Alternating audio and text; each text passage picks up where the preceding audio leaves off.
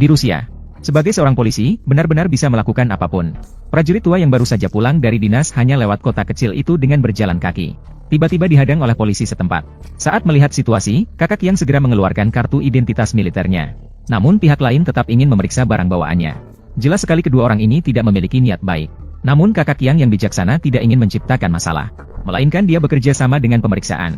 Namun setelah pemeriksaan tidak menemukan apa-apa, pihak lain malah beralih kepadanya. Dengan tidak punya pilihan, Kakak Kyang hanya bisa menunjukkan pedang militer besar 5 meter di pinggangnya. Sekali lagi menegaskan identitas militernya. Tak disangka tindakan ini justru memberi kesempatan pada kedua orang itu. Langsung ingin membawa dia ke kantor polisi dengan tuduhan membawa senjata ilegal. Pada saat itu Kakak Kyang baru menyadari. Mereka hanya melihatnya sebagai orang asing di kota kecil tersebut. Mereka sengaja mencari masalah untuk mendapatkan keuntungan. Melihat Kakak Kyang berdiri diam di tempat. Tanpa berkata-kata, kedua orang itu langsung menggunakan kekerasan untuk menunjukkan otoritas mereka di daerah tersebut. Namun, serangan mereka sangat kuat. Namun, tongkat polisi yang digerakkan oleh kedua orang itu berhasil dihindari oleh Kakak Kyang dengan gerakan lincahnya. Akhirnya, polisi yang frustasi mengeluarkan pistolnya untuk mengancam agar dia patuh. Namun, tanpa mereka sadari, mereka telah mengganggu seorang pria yang tidak seharusnya diganggu. Tak lama kemudian, Kakak Kyang langsung dibawa ke dalam sel. Dan setelah mengetahui hal ini, Letnan memutuskan untuk bertemu dengannya sendiri. Namun, tidak peduli seberapa banyak dia bertanya. Kakak Kyang tetap tenang berdiri di tempat tanpa mempedulikan dia. Kini Letnan tidak bisa menahan malu. Dia langsung memukulnya dari belakang dengan keras. Namun, dia terkejut menemukan bahwa pukulan itu hanya membantu meredakan ketegangan ototnya sedikit. Hal yang paling aku benci adalah ketika orang lain menatap saya. Kemudian sang kapten tim dengan cepat mengeluarkan pistol listrik, dan menembakkan listrik ke perut kecilnya. Dan tindakan berlebihan ini benar-benar membuat marah sang kakak yang telah sabar berulang kali. Dengan satu pukulan keras, dia langsung terlempar keluar. Untungnya, seorang polisi muda datang terburu-buru saat itu. Kalau tidak, kakak yang marah benar-benar bisa menghajarnya hari ini. Kemudian polisi membawanya keluar. Ternyata kepala kantor ingin bertemu dengannya. Hanya karena Sang Biao yang berpengalaman menyadari setelah melihat kartu identitas dan pisau milik kakak. Menyadari bahwa veteran ini bukanlah orang sembarangan. Jadi, untuk menghindari masalah yang tidak perlu, Sang Biao memutuskan untuk tidak lagi menyusahkan kakak itu. Namun saat kepala kantor meminta maaf kepadanya di kantornya, kakak juga dengan cepat menyadari. Ruangan dipenuhi dengan barang mewah yang mahal. Jelas bahwa dengan gaji normal, dia tidak mungkin mencapai syarat seperti ini. Sepertinya kepala polisi ini dan bawahannya sama-sama busuk. Mungkin Sang Biao juga menyadari kecurigaan dari Kak Kyang.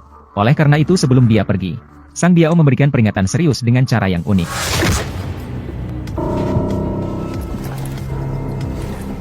Pergilah, Xiao Qiang, semakin cepat semakin baik. Lebih baik kamu melupakan semua yang terjadi hari ini. Tidak disangka, saat Kak Kyang baru saja keluar dari kantor, dia berpapasan dengan seorang gadis muda yang cantik. Dan saat mata mereka bertemu, Kak Kyang teringat bahwa dia adalah pelayan di sebuah bar. Namun Kak Kyang tidak terlalu memikirkannya. Tidak disangka, Sang Biao malah tertarik pada Mina yang datang untuk urusan bisnis.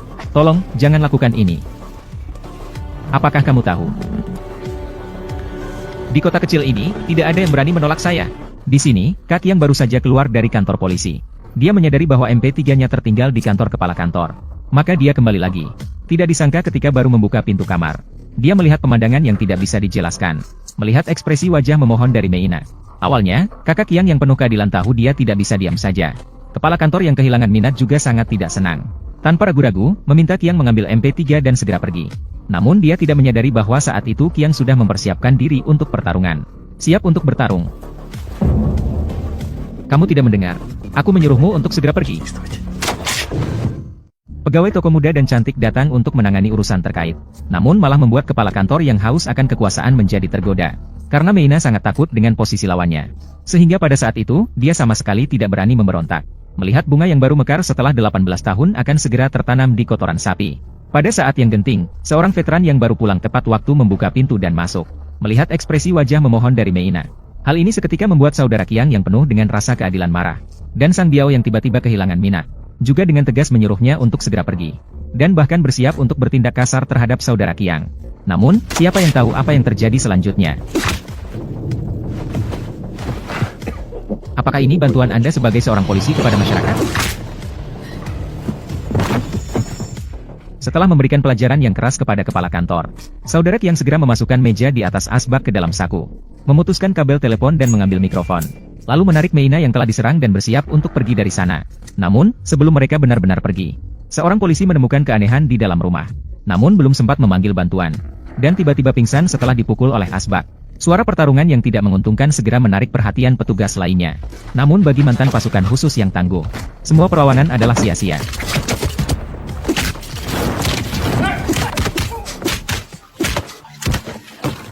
Dengan mudahnya dia mengatasi mereka tanpa kesulitan. Melihat kebingungan Mina di sampingnya, dia berencana untuk membawanya keluar dari pintu belakang dengan cepat. Tapi tanpa disengaja, mereka malah masuk ke kantor lain. Bagaimana kamu tahu kami kekurangan satu orang? Sebelum ketiganya yang bingung bisa memahami situasinya, sang kakak tiba-tiba melancarkan serangan pertama. Dengan cepat dia mengirim mereka ke tidur yang nyenyak.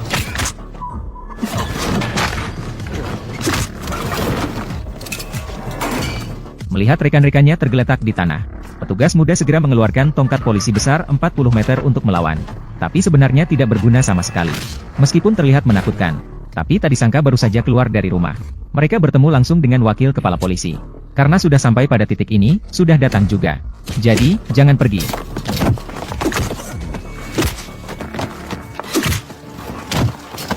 Begitulah.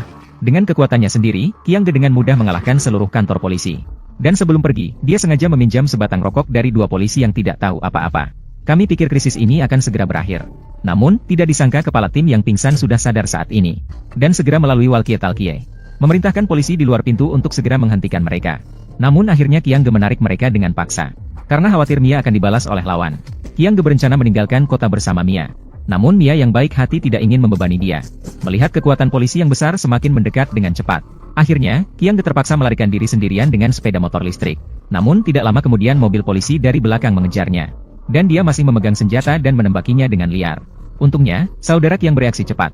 Dengan gerakan lincah, dia berhasil menghindari tembakan yang datang tepat waktu. Namun, ternyata di depan adalah jalan buntu. Jadi, saudara Qiang memutuskan untuk meninggalkan mobil dan melompat keluar. Akhirnya, dia berhasil lolos dengan selamat dari bahaya. Sementara itu, kepala tim kecil yang mengejar habis menembakkan semua pelurunya. Maka, saat lawan beralih ke pistol, saudara Qiang segera naik ke traktor dengan kecepatan maksimum. Sementara itu, petugas polisi juga datang dengan mobil patroli dari arah lain. Melihat situasi, kepala tim langsung masuk. Namun, dalam sekejap, saudara Qiang menekan mereka dengan traktor. Awalnya berencana untuk menambah gas dan melepaskan diri secepat mungkin. Namun, saudara Qiang sama sekali tidak mengikuti aturan main. Malah, dia perlahan mengangkat lengan derek. Akhirnya berakhir tragis.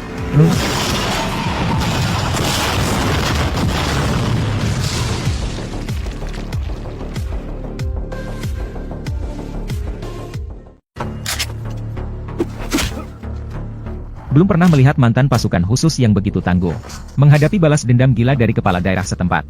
Dia dengan gigih memilih untuk menghadapi mereka sendirian di hutan. Dan pengalaman tempur lapangan yang kaya telah memberikan dampak yang besar pada mereka. Setelah beberapa kali pertempuran, kepala daerah menjadi marah. Tanpa ragu, mereka segera mengatur pasukan untuk mengejar sang kakak. Namun tak disangka, sang kakak dengan cerdik menggunakan taktik untuk membalas. Secara tiba-tiba membuat beberapa orang yang bertugas merawat korban terkejut. Sang kakak yang baik hati jelas tidak ingin memulai pertempuran besar. Karena semua konsekuensi ini disebabkan oleh tindakan sepihak sang kepala daerah. Membawa korban segera kembali ke kantor. Jangan pernah kembali. Namun sang kepala daerah bertekad untuk menghancurkannya. Akhirnya, sang kakak terpaksa bermain permainan buru-buru dengan mereka.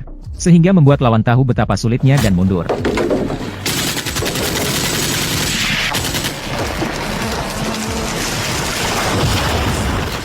Siapa yang menyangka bahwa San Biao dulunya adalah seorang prajurit pengintai yang sangat baik di garis ke-18. Oleh karena itu, dengan sedikit kesadaran pengintaian yang tersisa, San Biao segera menemukan jejak-jejak kecil di tanah.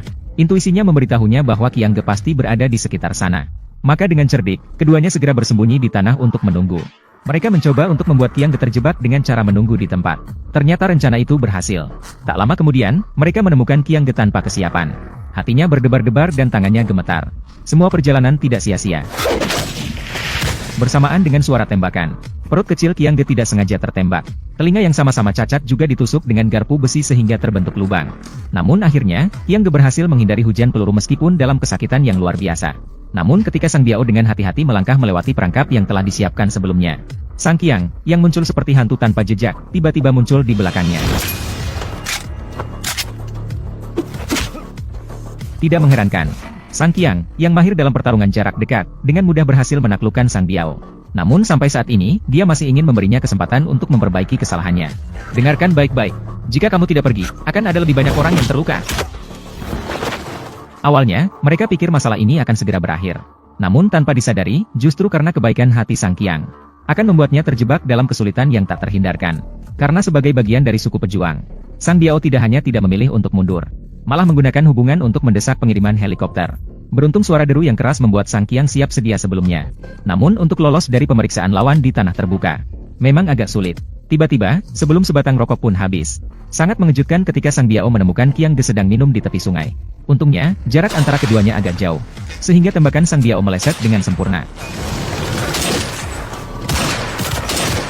Namun, Qiang Ge yang sedang melarikan diri segera berada dalam situasi sulit. Meskipun dia nekat melompat dari tebing pada menit terakhir, namun, punggungnya yang kuat tidak sengaja tertembak. Akhirnya, setelah berputar 9.947 kali di tebing, dia jatuh ke air dengan keras. Sang Biao tidak mengendur sedikit pun saat melihat situasi tersebut. Dia memerintahkan pengemudi untuk terus melayang di udara, untuk memastikan apakah Qiang Ge telah dibunuhnya. Tidak disangka, 5 jam berlalu begitu cepat. Namun, Sang Biao tidak pernah menemukan jejaknya. Akhirnya, dia pergi dengan lega. Tanpa dia sadari, Qiang Ge sebenarnya tidak mati dalam bencana ini. Dia beruntung ditemukan oleh seorang pemuda berusia 80 tahun di tepi pantai. Lebih kebetulan lagi, orang yang menyelamatkannya ternyata adalah kakek kandung Meina yang sedang mengungsi di pedesaan.